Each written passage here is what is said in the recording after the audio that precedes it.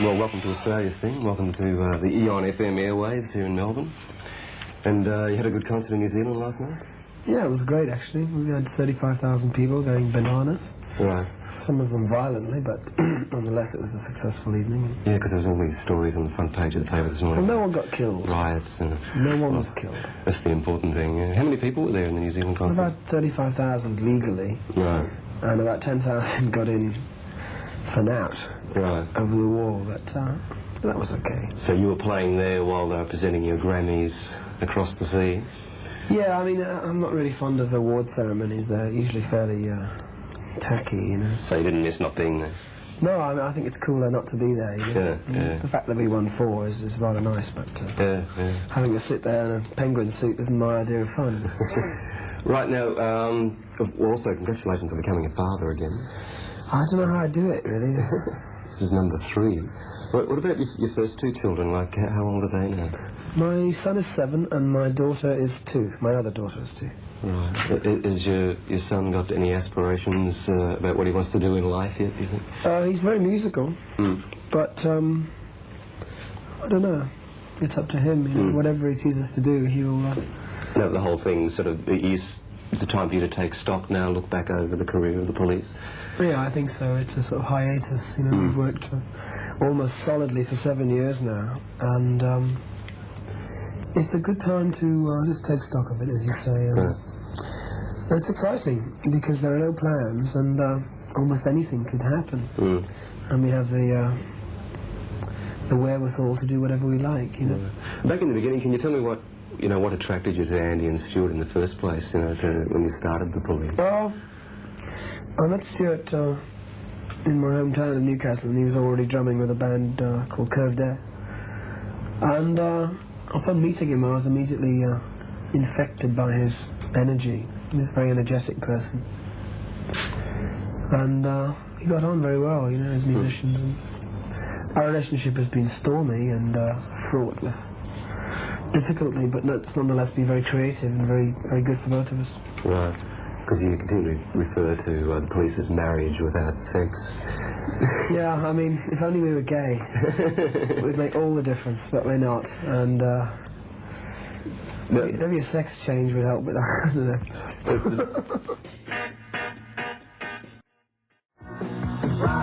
The stories about Synchronicity, like it's been referred to as the police's white album, where there were never any more than one of you in the studio at any given time. Is that right? No, that's a fabrication. Yeah. But you just did your individual bits when you were doing that. There was no great animosity or anything. Oh, there was a lot of animosity, a lot of fighting, a lot of argument. Only because it's so important to us. Music is of prime importance. Whereas people's egos and sensibilities aren't terribly. I think you see the studio as some kind of arena or a battleground, and it seems to work. Right. I mean, most groups would break up. Right. Most groups would just, fall by the wayside with this kind of pressure on them. But it gives us a fire, a sense of driven purpose. So that's why you're taking this break, obviously, so you can come back fresher. Yeah, I'm going on a bodybuilding course. Are you really? Yeah. Because you're very into the whole physical fitness thing at the moment, are you? I always have been very fit. As an athlete, as an adolescent, I was a 100 metres champion of Northern England. Oh, yeah. Really? So what do you run X amount of miles a day or anything like that? I've stopped running as much as I used to. I've run about 6 or 7 miles every day, up till about a year ago. And then I took up swimming. I think swimming is actually better for you. So how do you find the going? Like, how do you feel now after the end of the world tour? I'm tired, but perky. I can probably outrun you. EON FM, your constant connection. John Peters talking with Sting from Police. You're listening to EON FM, and we're playing on Sunday at the Showground in Melbourne. Bring your grandmother.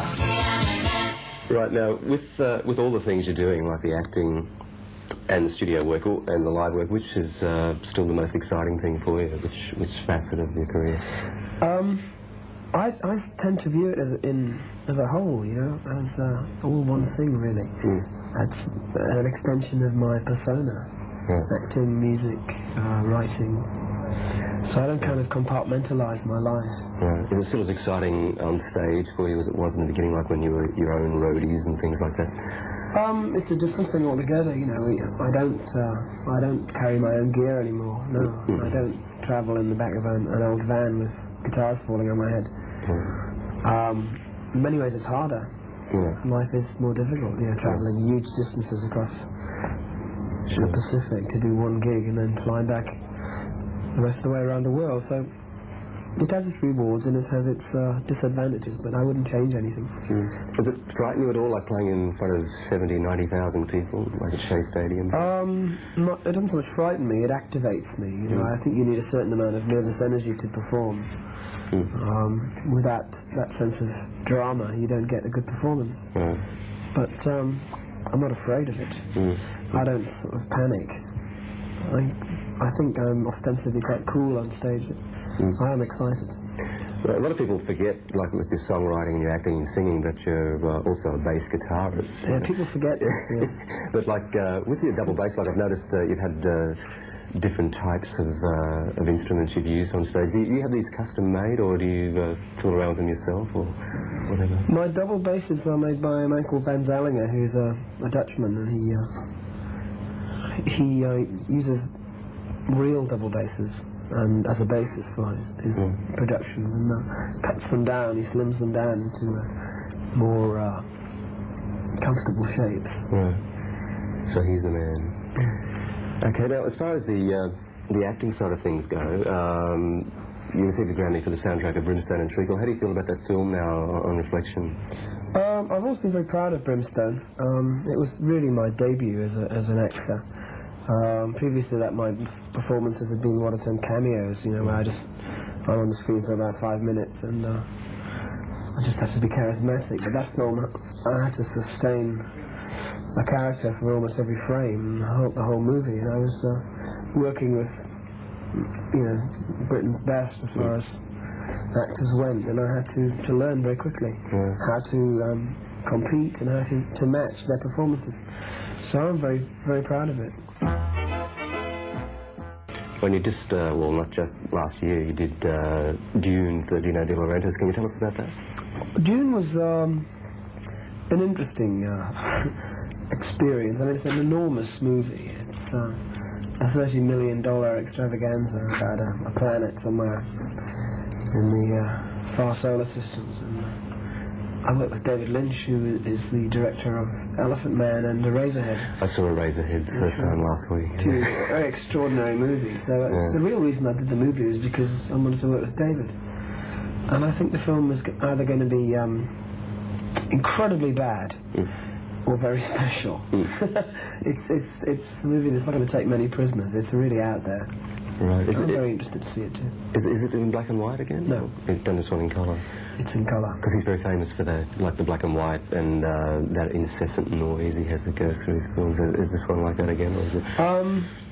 There are a number of different moods in the film. The planet that my character comes from is a very industrial planet. So I think David will probably be up to his old tricks with the sound. Was the video of Synchronicity 2 influenced by Dune as well? No. Wasn't? Not directly. Obviously I just come off the Dune set and walked into Synchronicity, but that actually is my living room. Synchronicity 2, yeah. It's a bit untidy, as you can see if you watch the video. It's got a very post-apocalyptic... That's my living room. That's your living room, isn't it? Post-apocalyptic environment. I figure that, you know, if that's your normal environment, that when it happens, you'll be kind of used to it, you know? Right. So I have scaffolding and bits of newspaper all over the place, and old tyres and old fridges. Back with Sting from Police and John Peters from EON FM in a flash. Sting, you're listening to EON FM, and we're playing on Sunday at the Showground in Melbourne. Bring your grandmother. I read that you're really interested in playing Pontius Pilate in The Last Temptation of Christ for Martin Scorsese. Unfortunately, just after I got the part, the born-again Christians of North America decided that the film was not going to be shown, and they lobbied Paramount Studios and said that if the film was made, that they would make sure it got into a lot of trouble. So the film company got cold feet, and the potentially wonderful film about the life of Christ has been shelved. So you a fan of Scorsese? I think he's the best film director of the decade. King of Comedy being... King of Comedy is a wonderful film.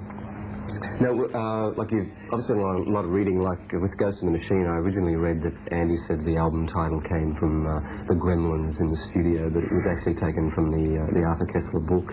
And then you went on to read, nodding in approval, read Carl Jung's Synchronicity. What are you reading at the moment? Oh, Any I'm special reading book? a book by a man called Hofstadter about, it links the work of the Danish mathematician Gödel with the works of J.S. Bach and the artist Escher. It's an interesting concept. Are you interested in writing yourself? Writing prose? I do write prose. I mean, I'm not Henry James, but I'm fairly entertaining as a writer. Or do you have to publish anything during the police layoff period? I'm probably too young to be a novelist or a writer, but I mean, if I ever felt there was a novel in me, then I'd obviously make the attempt. Yeah. Now, what about stage work? Does that interest you at all on the stage? I've been offered a lot of interesting parts, and up till now I've had no time to really take them seriously, but as I say, now that there are no plans, almost anything is on the cards, you know? Sure. I read something Like a job about on a pipeline or something. the Three Musketeers. I read something about that. That's absolute arrant nonsense. Is that right? Yes. I don't know how they print these things. I think they're talking about the band. So, now Stewart, he's not here, but is he playing polo in New Zealand or something? He's playing hockey on a horse, that's what I call it. Oh no, a croquet on a horse, that's what it is. I read he's making a movie about the sport or something. Is he? I don't know. He's apparently very good at it. I take the mickey out of him all the time. Now, as far as that video situation goes, like the police always had pretty basic videos in the beginning, and you branched out with every breath you take and wrapped around your finger. Do you have any say in the video yourself? I think they're fairly basic videos, if you don't mind me saying so. They are, you know, they aren't terribly complicated. Yes, we have a lot of say in the videos we make. It wouldn't be any other way, you know. We work with the best directors, I think, in the field, Kevin Godley and Noel Creme, but they certainly don't get carte blanche to do what they like, you know. We have to be involved. In fact, the theme, or the mood of Every Breath You Take was suggested by me, you know, the black and white, and basically the three musicians playing music. That is the visual. There is no acting out of the narrative of the lyric, you know. I don't like that. I think it's too literal and too dogmatic. Okay, and is there any music you're listening to at the moment that excites you? I'm listening to The Art of the Fugue by Bach. I'm not really much into rock music. There's no new acts that interest you at all? I occasionally hear something that I really like, but I'm looking for something that transforms the whole thing, you know. I think rock and roll is in danger of becoming bankrupt as a form, you know, unless we get a radical change in what constitutes the art. Do you think the police could make that radical change? I don't know. We always try and you know, push a few frontiers back, but it's very difficult in our position. You know, we have this kind of industry that we support and that supports us. In fact, so you always have these commercial areas of the work invading the creativity. It's much easier for a group with nothing to lose to do it. So really we should look to the new bands. Right. Somebody coming up, like there's a lot of that very industrial sound. Again, David Lynch I just thought with bands like SPK and Test Department, have you heard them at all? Yeah, I've actually. Seem to be influenced by like things like Eraserhead, and that. And it's quite exciting. It's a bit hard to listen to for any given length of time. Yeah, I think what will happen is that kind of movement will be ameliorated, you know, and it'll become more listenable. But the question is it as valid as it was in its pure state, you know, and it's abrasive. Well, it's actually called King of Spain, and people. He's in the studio. Stuart, hi. How do you do? I'm fine. Do you want to move a little closer to the microphone there? Right, just a to little sort closer. of deep-throat it a bit there. Closer to Melbourne. Closer to Melbourne. Can you hear me? We can hear you. This is the eve of the last concert for 2 years now. How are you feeling? Oh, well, one more day of school. One more show and then school's out for summer. Yeah. But this summer is like a 2-year hiatus, really, isn't it? Well, who knows, you know. Yeah. We've got no studios booked, no concerts booked, nothing booked. Yeah. What about yourself? Well, it's off into the wild blue yonder. And where's Tonto? Let's take a little reflection, I guess, of all the touring that the band has undertaken over the last few years, since 78, 77, and more particularly with the popularity of the band, and heading into countries of unknown territory. What sort of difference, if there has been, if there's going to be marked difference in musical appreciation to, say, countries like, you know, the India, the South Americas, the New Zealands, Australia, America? Well, the basic ingredients are appreciated everywhere, which is the main kind of throb of the thing, the main thrust. The volume, the beat, and the melodies and things like vibe. Those translate everywhere, from Bombay to, you know, Detroit. But the finer points, the subtleties, those are appreciated in different ways in different places. You know, like the Italian audience sings along, kind of like 2 bars behind the beat and totally out of tune. In America, they're really into, you know, there's different idiosyncrasies. Right. In the long run, will we expect to see a live album from the band? Because yeah, there are the tapes. because they keep coming up, don't they? Yeah, maybe we'll get around to it. You know, who knows? We should, because there's some really good tapes there. In fact, some that we recorded in Melbourne. We played here once at a place that was where they have.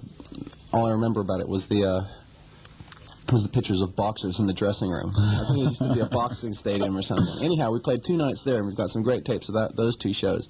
And those are 2 of the you know, the hot tapes. We've got lots of stuff. I mean, we might get around to it eventually. Or we might not. You know. Okay, well, I'll come back with the approach in just a moment. We'll play some live stuff. Here's Walking on the Moon. Why are you sitting down?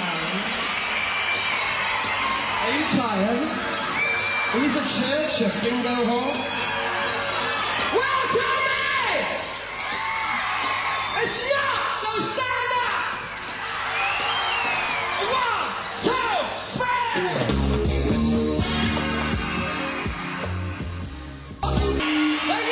It's okay. Walking on the Moon, caught live. The police in the studio, Stewart Copeland. Stewart, tomorrow morning at 10 o'clock we're running the police profile, the ones that program that you put together, along with the other 2 guys. I'll have to tune in and listen to it. I haven't actually heard it. Haven't you really? Yeah, no, well, you just asked where we got that from, that particular track. I was trying to think of what concert could that have been. Yeah. I can date it by some of the licks. You know, it was quite a while ago. Right. On that subject, how has the future turned out for you? Like, I mean, has everything turned out the way that you wanted? Have you ever thought about the future? Yeah, I've been thinking about the future rather a lot recently, as a matter of fact. Yeah. Well, I'm not going to tell you right now what I've figured out, because, you know, I prefer to talk about things in the past tense, things I've done, rather than things I'm going to do. That's what I'm actually getting at. Like, back in 1976, 77, when it was just starting to bubble, did you really think in the future terms, like 8 years down the track, which is now? 7, actually. 7 years down. But yes, I did. I mean, I never really actually the other end of the picture, how to start it off, and how to like ignite was fairly clear, the plan to how to do that. But 7 years, you know, like I never thought 7 years ahead. You know, I never imagined what would be going on. You know, that was always very hazy off in the future. Yeah. Pretty happy with it? Oh yeah, it's been a terrific experience. All right. Along the lines of the next 6 or 8, or the next 2 years, I guess. Quiet in the set. We're just getting ready to go live to air down in the middle of the main street somewhere, so we've got all these people talking around us. But, like, in the next 2 years, now where you're taking this break, what exactly is going to happen so far as different solo careers are concerned? Like, I know you've been working with Stan Ridgway and Rumblefish and so forth. Well, I might do some more scores, and I might do some more work with Stan Ridgway. There's a few possibilities, and I will be getting into that, at the end of the summer. Right. But it's, in show business, you hate to drop names and mention specific projects because it's very iffy. It's very flaky business, this. And you never know if it's going to work or if you've got anything until you've done it. And so that's why I'm reluctant to mention anything in particular. Right.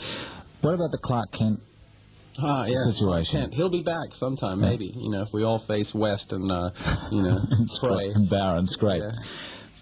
Will you remain in communication with the rest of the band? I would imagine so. We haven't communicated that much in the past when we've been off the road because we know we're going to see each other, and we see so much of each other on the road that we kind of tend to go off into other things when we're not on the road.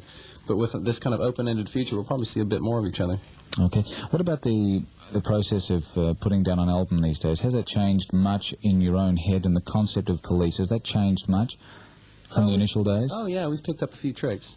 And some new gadgets have been invented as well. Changing all the time. But you didn't start out with a set idea of what the Police were going to be. No, we didn't really know. We were going to find out. The only set idea was how we would do it, not what we would do. And what we would do, in other words, the Police sound, it kind of evolved on its own.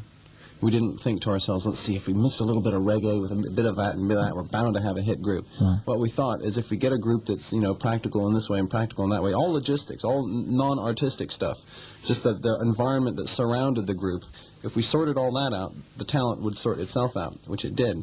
With the Synchronicity album, it appears to have been honed down. It's not quite as rough as maybe the first couple of... well, it's been a progression, I guess, all the way along, but it's not quite as rough, and you seem to have opted out of that so-called, in inverted commas, the industrial reggae, or white reggae feel that you got tagged with. It's still in there, But, I mean, there's lots of other things to do as well, Talents, you move on. All right, let's take some footsteps.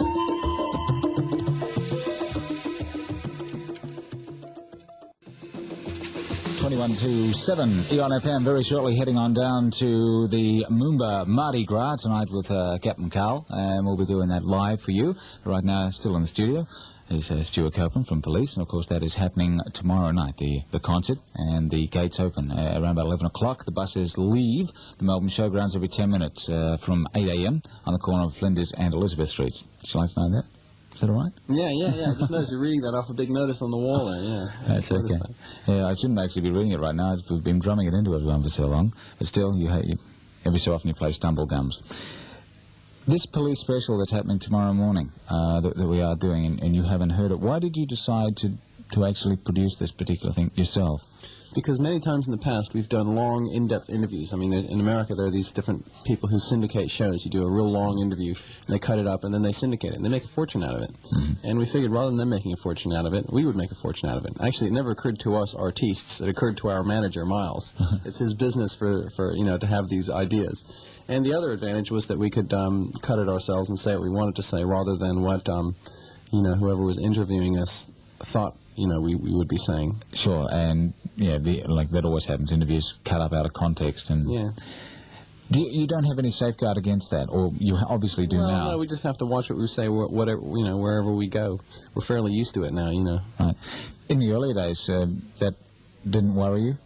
No, we've always had a lot to say, and we've always stomped our way through, most situations regarding the press, Mm-hmm. It was great in the old days, because with the new scene breaking and everything, it was great to be very polar and to make outrageous statements and shock everybody. But now that the revolution has come and gone and everything's gotten very straight again, there's not so much polemics. You can't rant and rave over the radio the way you once could. Go ahead, I'll just go for a walk. There's nothing to rant and rave about, No more, right. It's all very nice, Oh, thank you.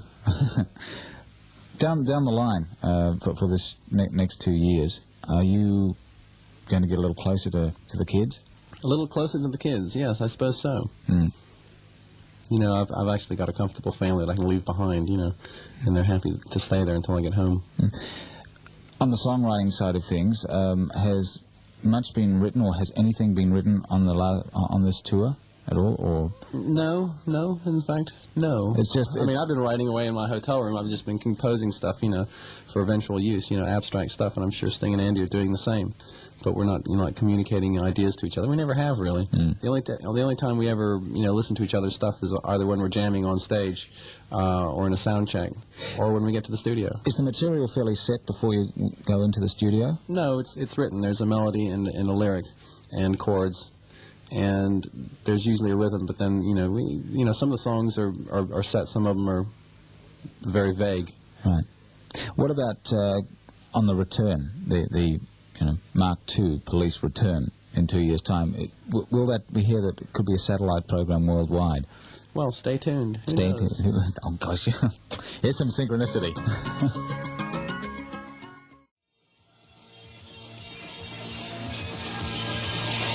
Tomorrow morning at 10, the Police Self-Portrait, a 3-hour radio documentary produced by Sting, Andy and Stewart. Brought to you by Cedars Styling and Setting Gel on EON FM. Coming up to Melbourne's police Thank you. station. Yes, well, we still are the police station. It's 11 to 7, and Stuart's still here. And well, that's about it. I mean, that's about the final interview that you're going to do with the police for the next 2 years. This is it, folks. This is it. So no more from me until much later. grab your popcorn while it's still here. That's right. Yeah. So let's talk about just a quick one about the little future thing for you in the form of Rumblefish, which is Future? No, I've already done that. That's in the past. Sorry, you don't like talking about the future. Yeah, let's talk about past. And Well, that's something I already did. It's a film. yeah, And that's Francis Ford Coppola. That's right. Right. Yeah. And I did the music for it. It's a whole different thing from playing pop music. But that's what I did. There was a song out of the whole thing that I did with Stan Ridgway called "Don't Box Me In," which you haven't got a copy of. Yeah, which I've been trying to find. I know Billy Pennell had it, because he played it last week, and I've been digging around in the mess we call the singles library, and I just can't find it. Get a copy, play it. Okay. But the rest of the album is instrumental. It's all fairly exotic and weird stuff. It's off the beaten track. It's not exactly your average kind of radio music. So to be found in obscure shops, probably, for musical intellectuals. Which, yes, very well. Have you heard the Raymond Zurich stuff? Raymond Zurich? No. Yeah.